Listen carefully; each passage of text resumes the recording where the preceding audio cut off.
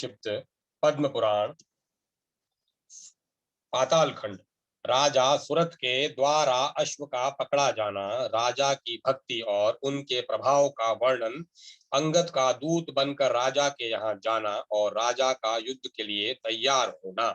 शेष जी कहते हैं, इस श्रेष्ठ अश्व को अनेकों राजाओं से भरे हुए भारतवर्ष में लीला पूर्वक भ्रमण करते 7 महीने व्यतीत हो गए।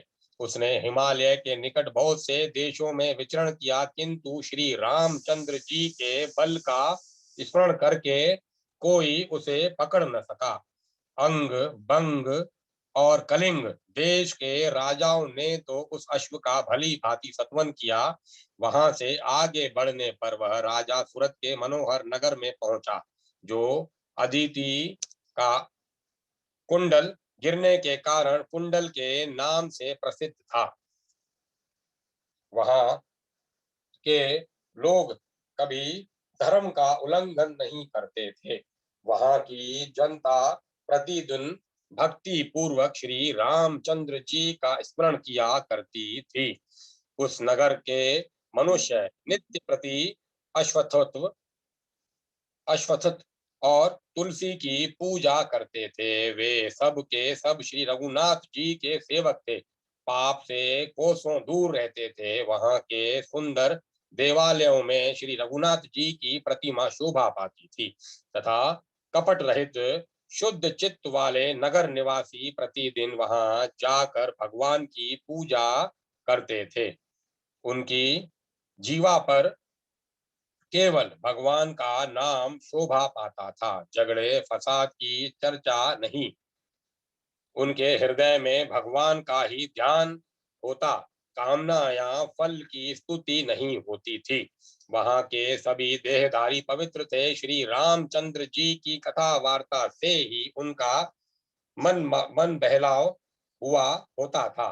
वे सब प्रकार के दुर्व्यसनों वे सब प्रकार के दुर्व्यसनों से रहित थे, अतः कभी भी जुआ नहीं खेलते थे। उस नगर में दुरात्मा सत्यवादी एवं महाबली सुरथ निवास करते। उस नगर में धर्मात्मा सत्यवादी एवं महाबली राजा सुरथ निवास करते थे, जिनका चित्त श्री रघुनाथ जी के चरणों का स्मरण करके सदा आनंद मग्न रहा करता था। वे भगवत प्रेम में मस्त रहते थे। राम भक्त राजा सुरथ की महिमा का मैं क्या वर्णन करूं। उनके समस्त गुण भूमंडल में विस्तृत होकर सबके पापों का परिमार्जन कर रहे हैं। एक समय राजा के कुछ सेवक टहल रहे थे। उन्होंने देखा, चंदन से चर्चित अश्वमेघ का अश्व आ रहा है। निकट से देखने पर उन्हें मालूम हुआ कि यह नेत्र और मन को मोहने वाला अश्व श्री रामचंद्र जी का छोड़ा हुआ है। यह जानकर वे बड़े प्रसन्न हुए और उत्सुक भाव से राजसभा में जा वहां बैठे हुए महाराज को सूचना देते हुए बोले, स्वामिन, अयोध्या नगर के स्वामी जो श्री रघुनाथ जी हैं, उनका छोड़ा हुआ अश्वमेघ योग्य अश्व सर्वत्र भ्रमण कर रहा है। वह अनुचरों सहित आपके नगर के निकट आ पहुंचा है। महाराज, वह अश्व अत्यंत मनोहर है, आप उसे पकड़ें। सूरत बोले, हम सेवकों सहित धन्य हैं, क्योंकि हमें श्री रामचंद्र जी के मुख चंद्र का दर्शन होगा। करोड़ों योद्धाओं से घिरे हुए उस अश्व को आज मैं पकड़ूंगा और तभी छोड़ूंगा जब श्री रघुनाथ जी चीरकाल से अपना चिंतन करने वाले मुझ भक्त पर कृपा करने के लिए स्वयं यहाँ पदार्पण करें। शेष जी कहते हैं, ऐसा कहकर राजन ने सेवकों को आज्ञा दी, जाओ अश्व को बलपूर्वक पकड़ लाओ। सामने पड़ जाने पर उसे कदापि न छोड़ना। मुझे ऐसा विश्वास है कि इससे अपना महान लाभ होगा। ब्रह्मा और इंद्र के लिए भी जिनका दर्शन दुर्लभ है, उन्हीं श्री राम चरणों के उन्हीं श्री राम चरणों की झांकी हमारे लिए सुलभ होगी। वही स्वजन, पुत्र, बांधव, पशु तथा अथवा वाहन धन्य है, जिससे श्री रामचंद्र जी की प्राप्ति संभव हो। अतः जो स्वर्ण पात्र से शोभा पा रहा है, इच्छा अनुसार वेग से चलता है तथा देखने में अत्यंत मनोहरम मनोरम जान पड़ता है, इस उस यज्ञ संबंधी अश्व को पकड़कर घुड़साल में बांध दो। महाराज के ऐसा कहने पर सेवकों ने जाकर श्री रामचंद्र जी के सुंदर अश्व को पकड़ लिया और दरबार में लाकर उन्हें अर्पण कर दिया। बादशाहन जी, आप एकाग्र चित्त होकर सुने। राजा सूरत के राज्य में कोई भी ऐसा मनुष्य नहीं था जो पराई स्त्री से अनुराग रखता हो। दूसरे के धन लेने वाले तथा कप काम लंपट पुरुष का यह वहां सर्वत्र अभाव था। जीवा से श्री रघुनाथ जी का कीर्तन करने के सिवाय दूसरी कोई अनुचित बात किसी के मुंह से नहीं निकलती थी। वहां सभी एक पत्नी व्रत का पालन करने वाले थे। दूसरों पर झूठा कलंक लगाने वाला और वेद विरुद्ध पथ पर चलने वाला उस राज्य में एक भी मनुष्य नहीं था। राजा के सभी सैनिक प्रतिदिन श्री रामचंद्र जी का स्मरण करते रहते थे। उनके देश में पापिष्ट नहीं थे, किसी के मन में भी पाप का विचार नहीं उठता था। भगवान का ध्यान करने से सबके समस्त पाप नष्ट हो गए थे। सभी आनंद मग्न रहते थे। उस देश के राजा जब इस प्रकार धर्म परायण हो गए तो उनके राज्य में रहने वाले सभी मनुष्य मरने के बाद शांति प्राप्त करने लगे। सूरत के नगर में यमदूतों का प्रवेश नहीं होने पाता था। जब ऐसी अवस्था हो गई तो एक दिन यमराज मुनि का रूप धारण करके राजा के पास गए। उनके शरीर पर वल्कल वस्त्र और मस्तक पर जटा शोभा पा रही थी। राज्यसभा में पहुंचकर वे भगवत भक्त महाराज सूरत से मिले। उनके मस्तक पर तुलसी और जीवा पर भगवान का उत्तम नाम था। वे अपने सैनिकों को धर्म काल की बात सुना रहे थे। राजा ने भी मुनि को देखा। वे तपस्या के साक्षात विग्रह से जान पड़ते थे। उन्होंने मुनि के चरणों में प्रणाम करके उन्हें अर्घ्य पाद आदि निवेदन किया। तत्पश्चात जब वे सुखपूर्वक आसन पर विराजमान हो विश्राम कर चुके, तब राजाओं में अग्रगण्य सूरत ने उनसे कहा, मुनिवर, आज मेरी आज मेरा जीवन धन्य है। जो मेरा आज मेरा घर धन्य हो गया। मुनिवर, आज मेरा जीवन धन्य है, आज मेरा घर धन्य हो गया। आप मुझे श्री रघुनाथ जी की उत्तम कथाएं सुनाइए, जिन्हें सुनने वाले मनुष्यों का पद पद पर पाप नाश होता है। राजा का ऐसा वचन सुनकर मुनि अपने दांत दिखाते हुए जोर जोर से हंसने और ताली पीटने लगे। राजा ने पूछा, मुने, आपके हंसने का क्या कारण है? कृपा करके बताइए, जिससे मन को सुख मिले। तब मुनि बोले, राजन, बुद्धि लगाकर मेरी बात सुनो। मैं तुम्हें अपने हंसने का उत्तम कारण बताता हूँ। तुमने अभी कहा कि मेरे सामने भगवान की कीर्ति का वर्णन कीजिए, मगर मैं पूछता हूँ, भगवान है कौन? वे किसके हैं और उनकी कीर्ति क्या है? संसार के सभी मनुष्य अपने कर्मों के अधीन हैं। कर्मों से ही स्वर्ग मिलता है, कर्म से ही नरक में जाना पड़ता है तथा कर्म से ही पुत्र पौत्र आदि सभी वस्तुओं की प्राप्ति होती है। इंद्र ने 100 यज्ञ करके स्वर्ग का उत्कृष्ट स्थान प्राप्त किया तथा ब्रह्मा जी को भी कर्म से ही सत्य नामक अद्भुत लोक उपलब्ध हुआ। कर्म से बहुतों को सिद्धि प्राप्त हुई है। मरुत आदि कर्मों से ही लोकेश्वर पद को प्राप्त हुए हैं। इसीलिए तुम भी यज्ञ कर्मों में लगे देवताओं का पूजन करो। इससे स्मरण इससे संपूर्ण भूमंडल में तुम्हारी उज्जवल कीर्ति कीर्ति का विस्तार होगा। राजा सूरत का मन एकमात्र श्री रघुनाथ जी में लगा हुआ था, अतः मुनि के उपयुक्त वचन सुनकर उनका हृदय क्रोध से शुद्ध हो उठा और वे कर्म विशारद ब्राह्मण देवताओं से इस प्रकार बोले, ब्राह्मणाधम, यहाँ नश्वर फल देने वाले कर्म की बात न कहो। तुम लोक में निंदा के पात्र हो, इसीलिए मेरे नगर और प्रांत से बाहर चले जाओ। इंद्र और ब्रह्मा का दृष्टांत क्यों दे रहे हो?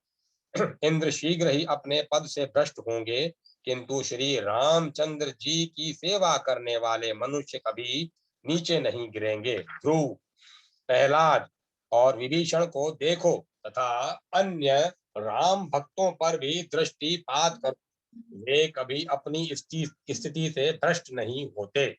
जो दुष्ट श्री राम की निंदा करते हैं उन्हें यमराज के दूत काल पाश से बांधकर लोहे के मुदगरों से पीटते हैं। तुम ब्राह्मण हो, इसीलिए तुम्हें शारीरिक दंड नहीं दे सकता। मेरे सामने से जाओ, चले जाओ, नहीं तो तुम्हारी ताड़ना करूंगा। महाराज सूरत के ऐसा कहने पर उनके सेवक मुनि को हाथ से पकड़कर निकाल देने को उद्यत हुए। तब यमराज ने अपना विश्व वंदित रूप धारण करके राजा से कहा, श्री राम भक्त, मैं तुम पर बहुत प्रसन्न हूँ। तुम्हारी जो इच्छा हो मांगो। सुवर्त, मैंने बहुत सी बातें बनाकर तुम्हें प्रलोभन में डालने का प्रयत्न किया, किंतु तुम श्री रामचंद्र जी की सेवा से विचलित नहीं हुए। क्यों न हो? तुमने साधु पुरुषों का सेवन, महात्माओं का सत्संग किया है। यमराज को संतुष्ट देखकर राजा सूरत ने कहा, धर्मराज, यदि आप मुझ पर प्रसन्न हैं तो यह उत्तम वर प्रदान कीजिए।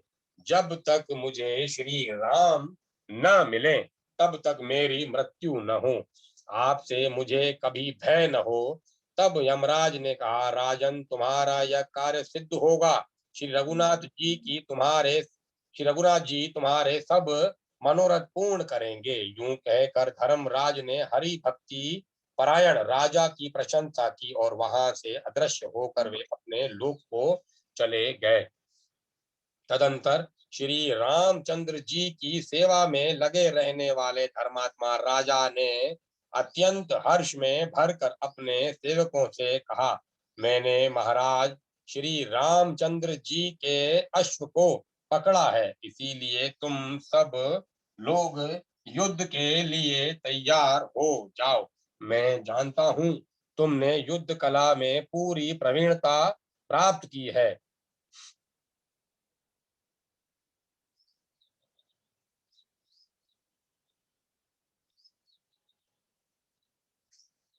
महाराज की ऐसी आज्ञा पाकर उनके सभी महाबली योद्धा थोड़ी ही देर में तैयार हो गए और शीघ्रता पूर्वक दरबार के सामने उपस्थित हुए। राजा के 10 वीर पुत्र थे, जिनके नाम थे चंपक, मोहक, रिपुंजय, दुरावर दुरावर दुरावर, प्रतापी, बलमोदक, हर्यश्व, सहदेव, भूरी देव तथा असुतापन। ये सभी अत्यंत उत्साह पूर्वक तैयार हो युद्ध क्षेत्र में जाने की इच्छा प्रकट करने लगे। इधर शत्रुघ्न ने शीघ्रता के साथ आकर अपने सेवकों से कहा, यज्ञ संबंधी अश्व कहाँ है? वे बोले, महाराज, हम लोग जानते तो नहीं है, परंतु कुछ योद्धा आए थे जो हमें हटाकर घोड़े को साथ ले इस नगर में गए हैं।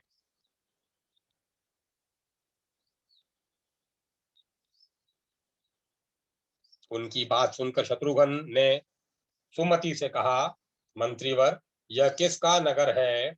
कौन इसका स्वामी है जिसने मेरे अश्व का अपहरण किया है? मंत्री बोले, राजन, यह परम मनोहर नगर कुंडलपुर के नाम से प्रसिद्ध है। इसमें महाबली धर्मात्मा राजा सूरत निवास करते हैं। वे सदा वे सदा धर्म में लगे रहते हैं। श्री रामचंद्र जी के युगल चरणों के उपासक हैं। श्री हनुमान जी की भांति ये भी मन, वाणी और क्रिया द्वारा भगवान की सेवा में ही तत्पर रहते हैं। शत्रुघ्न बोले, यदि उन्होंने ही श्री रघुनाथ जी के अश्व का अपहरण किया हो तो उनके साथ कैसा बर्ताव करना चाहिए। सुमति ने कहा, महाराज, राजा सूरत के पास कोई बातचीत करने के में कुशल दूत भेजना चाहिए। यह सुनकर शत्रुघ्न ने अंगद से विनय युक्त वचन कहा, बाली कुमार, यहाँ से पास ही जो राजा सूरत का निवास नगर है, विशाल नगर है, वहां दूत बनकर जाओ और राजा से कहो कि आपने जानकर या अनजाने में यदि श्री रामचंद्र जी के अश्व को पकड़ पकड़ लिया हो तो उसे लौटा दें अथवा वीरों से भरे हुए युद्ध क्षेत्र में पधारें। अंगद ने बहुत अच्छा कहकर शत्रुघ्न की आज्ञा स्वीकार की और राजसभा में गए। वहां उन्होंने राजा सूरत को देखा, जो वीरों के समूह से घिरे हुए थे। उनके मस्तक पर तुलसी की मंजरी थी और जीवा में श्री रामचंद्र जी का नाम लेते हुए वे अपने सेवकों को उन्हीं की कथा सुना रहे थे। राजा की मनोहर शरीर राजा राजा भी मनोहर शरीरधारी वानर को देखकर समझ गए कि ये शत्रुघ्न जी के दूत हैं। तथापि बाली कुमार से इस प्रकार बोले, वानर राज, बताओ तुम किस लिए और कैसे यहाँ आए हो। तुम्हारे आने का सारा कारण जानकर मैं उसके अनुसार कार्य करूंगा। यह सुनकर वानरराज अंगद मन ही मन बहुत विस्मित हुए और श्री रामचंद्र जी की उपासना में लगे रहने वाले उन नरेश से बोले, नृपश्रेष्ठ, मुझे बाली पुत्र अंगद समझो। श्री रघुनाथ श्री शत्रुघ्न जी ने मुझे दूत बनाकर तुम्हारे निकट भेजा है। इस समय तुम्हारे कुछ सेवकों ने आकर मेरे यज्ञ संबंधी घोड़े को पकड़ लिया है। अज्ञानवश उनके द्वारा सहसा यह बहुत बड़ा अन्याय हो गया है।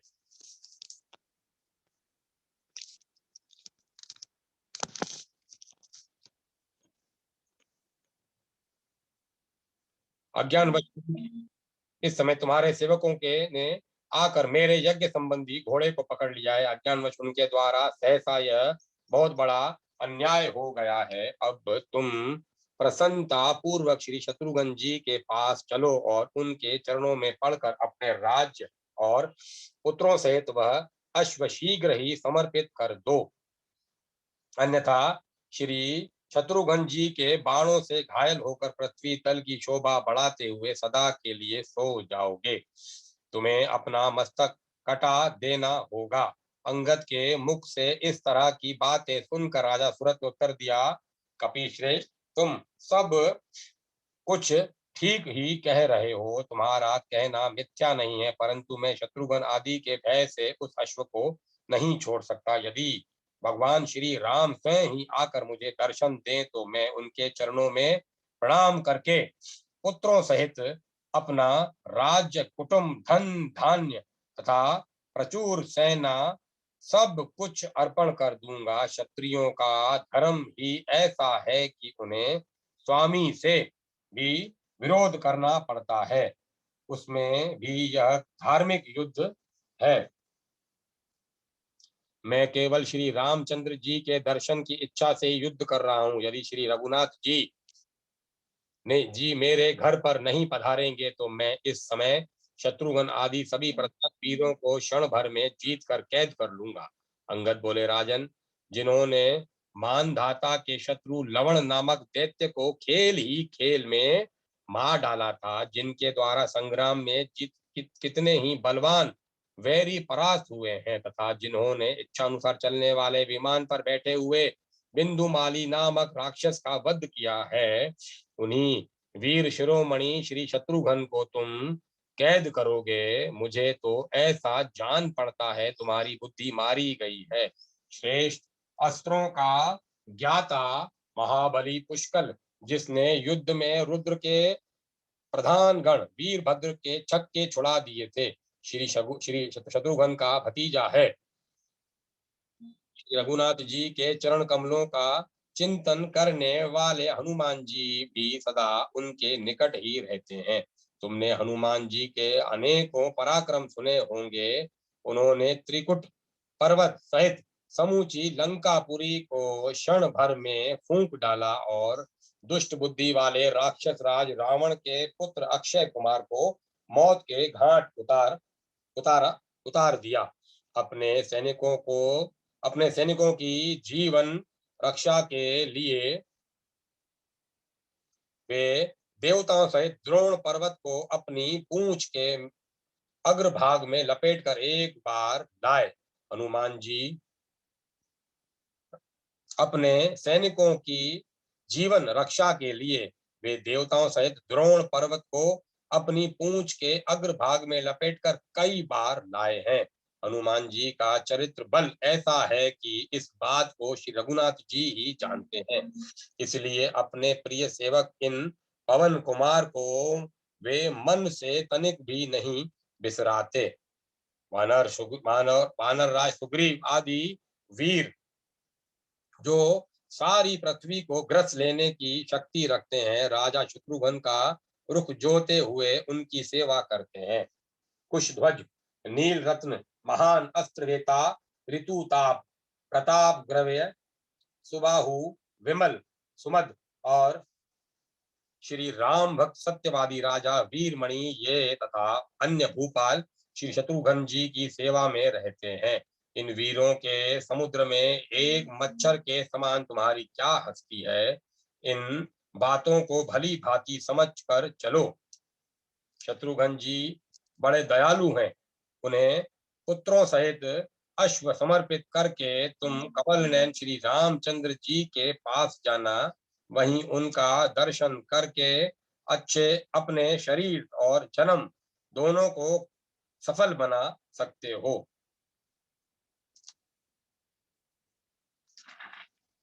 शेष जी कहते हैं, इस प्रकार अनेक तरह की बातें करते हुए दूत से राजा ने कहा, यदि मैं मन वाणी और क्रिया द्वारा श्री राम का ही भजन करता हूँ तो वे मुझे शीघ्र दर्शन देंगे, अन्यथा श्री राम भक्त हनुमान आदि वीर मुझे बलपूर्वक बांध लें और घोड़े को छीन ले जाएं। दूत तुम जाओ, राजा शत्रुघ्न से मेरी कही हुई बातें सुना दो। अच्छे अच्छे योद्धा तैयार हों, मैं अभी युद्ध के लिए चलता हूँ। यह सुनकर वीर अंगद मुस्कुराते हुए वहां से चल दिए। वहां पहुंचकर राजा सूरत की कही हुई बातें उन्होंने उन्होंने जो की त्यों कह सुनाई।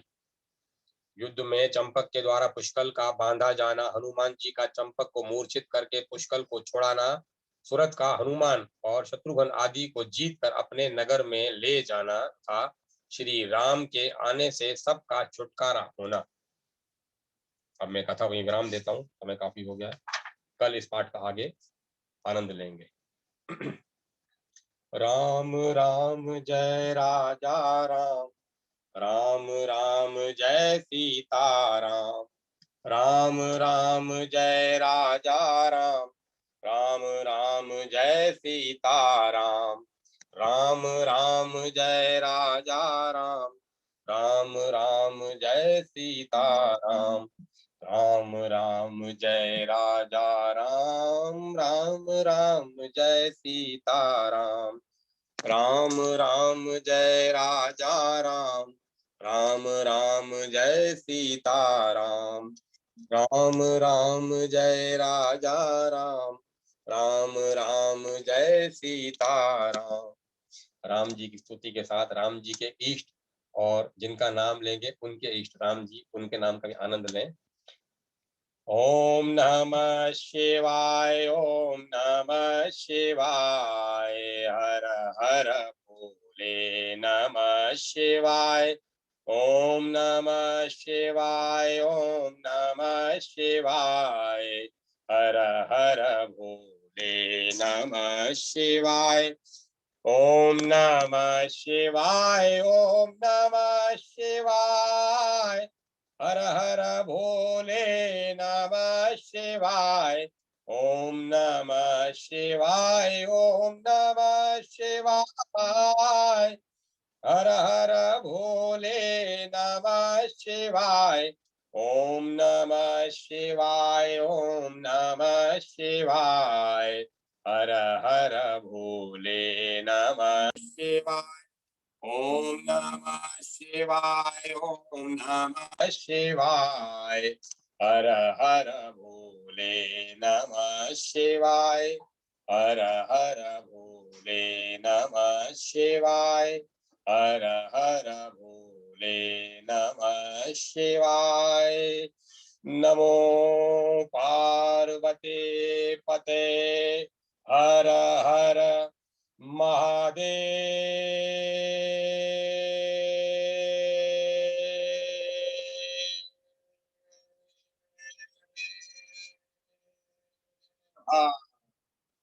हर हर महादेव, हर हर महादेव।